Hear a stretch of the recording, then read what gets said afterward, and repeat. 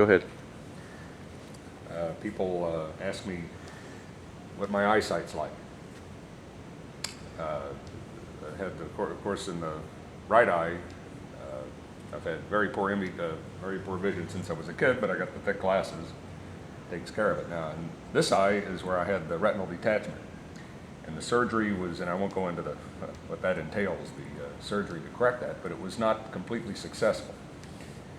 So people want to know what I see. So let's say this is what I see through my good, so to speak, right eye, which is not very good by normal standards, but at least it's all right with a thick lens. So I see a little simple picture of a house. Very realistic. Okay, so that's just for example. Now that's what I see out of my right eye. Out of the left eye,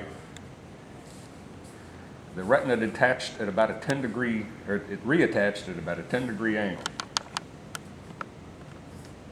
How can I do this? Well, first I should say that if you can see, I had cataract surgery, which that's what people do when they don't want to wear glasses anymore, but that's necessary after retinal detachment because the surgery makes makes everybody's eye very cloudy, and they have to come back 6 months later and remove the cataract. So now I don't need such strong lenses in this eye as I do now. Let me zoom in so we can see that, Don. Can you turn? Yeah, perfect. Yeah. And anybody who wears thick glasses knows that when you're looking through, cover the pen,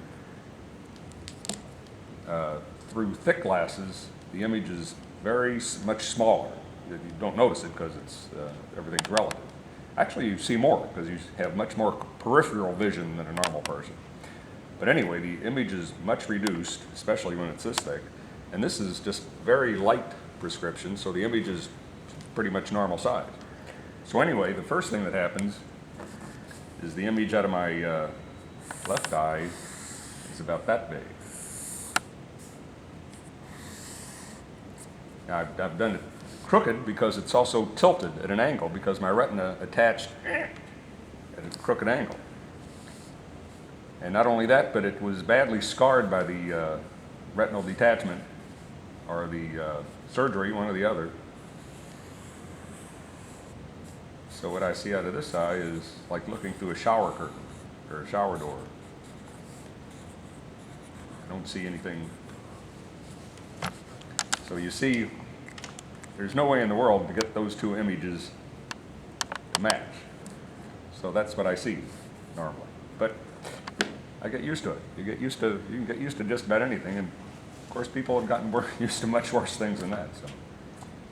And like I was saying a moment ago, if I'm sitting in front of a TV that's not changing, the size of the screen isn't changing, or even though the images are moving, they're two-dimensional, my brain eventually can kind of squeeze the images together, and if I maybe tip my head just a certain way and push up on one eyeball a little bit, I really don't notice it. But just walking around the room, it's different. Well, thank you for the explanation. I've used up all our time for